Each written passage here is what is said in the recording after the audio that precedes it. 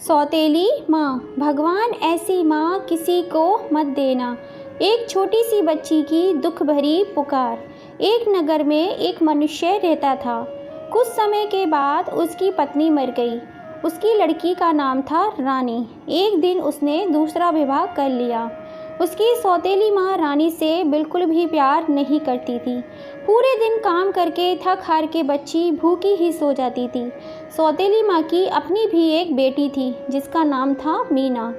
कुछ दिनों के बाद उसके पिता की मृत्यु हो गई। पिता के जाने के बाद तो रानी की दुर्दशा ही होने लगी।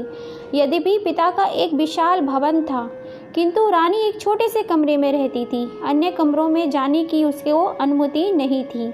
घर का सारा काम भी वही करती थी। सारा काम करने की वजह से रानी बहुत ही ज़्यादा कमज़ोर हो चुकी थी, परंतु किसी को वह कुछ नहीं बोलती।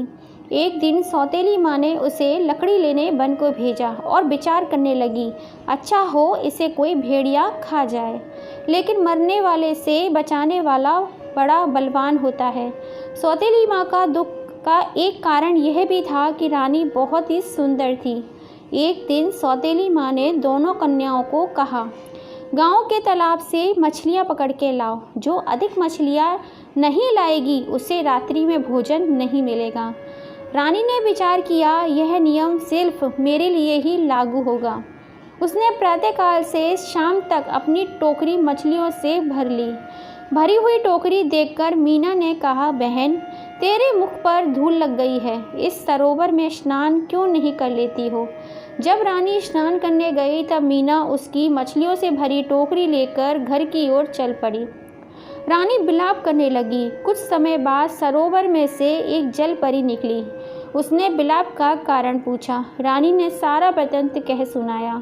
जलपरी ने कहा, हे पुत्री, शोक मत कर। तेरी टोकरी में मैंने सुनहरी मछली डाल दी है। तू उसे अपने घर के पास वाले कुएं में डाल दे, वह तुम्हारी मन की इच्छा को पूर्ण करेगी। उसने वैसे ही किया। वह मछली प्रतिदिन उसके साथ में बातें करती थी। सौतेली माँ को शंका हुई। उसने रानी को एक दिन बाजार भेज दिया। सौतेली माँ ने उस मछली को कुएं से निकाला और उसे खा गई। शाम को जब रानी कुएं के पास गई और मछली को पुकारा, परंतु कोई उत्तर नहीं मिला, वह करुणा विलाप करने लगी। तभी जलपरी ने कहा, शोक मत कर, मछली की हड्डियों को अपने कमरे में गाड़ दे। रानी ने वैसा ही किया। उस समय उसे एक सुंदर साड़ी मिली। दूसरे दिन उत्सव था। सौतेली माँ ने चावल और चने मिलाकर रानी को कहा, तू इन चावलों में से चनों को अलग कर देना। ऐसा कहकर सौतेली माँ अपनी लड़की के साथ मेला देखने चली गई। आंसू बहाती हुई रानी ने विचार किया, मैं साड़ी पहनकर मेले में कैसे जाऊंगी।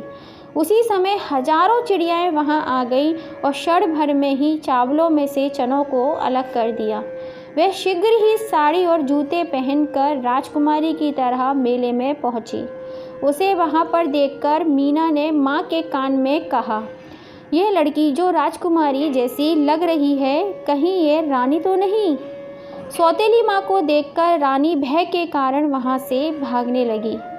भागते समय उसका एक जूता वहीं गिर पड़ा। एक राजकुमार उस जूते को देखकर मोहित हो गया तथा उसने सैनिकों को आदेश दिया, जिसका ये जूता है उसे ढूंढकर राजभवन में लेकर आओ। सैनिकों ने ढूंढकर उसे वहां से लेकर आए। सुंदरी बालिका को देखकर राजपुत्र ने उसे महारानी बना लिया। यह देखकर सौतेली माँ बहुत दुखी हुई। एक दिन पिता के श्राद्ध में रानी अपने पिता के घर आई। ऊपर से प्रसन्न सौतेली माँ ने कहा, पेड़ से नारियल के फल तोड़कर याचकों को बांटो। जब वृक्ष पर वह चढ़ी तो सौतेली माँ ने वृक्ष को ही काट दिया। वह स्वयं रोती हुई राजा को कहने लगी, हाय, मेरी पुत्री नारियल के वृक्ष पे गिर गई और मर गई। गिरी हुई बालिका को उठाकर एक वृद्ध स्त्री ने अपने घर ले गई तथा उसका उपचार किया। कुछ दिनों के बाद वह स्वस्थ हो गई और इधर सौतेली माँ अपनी पुत्री को राजमहल ले गई तथा राजा को कहने लगी, मेरी पुत्री को महारानी बनाओ। राजा ने उसकी प्रार्थना स्वीकार कर ली। एक दिन राजा शिकार खेलने वन में गया था। देखते देखते अंधकार छा गया। उसी वन में कहीं दूर उसने एक जलते हुए दीपक को देखा।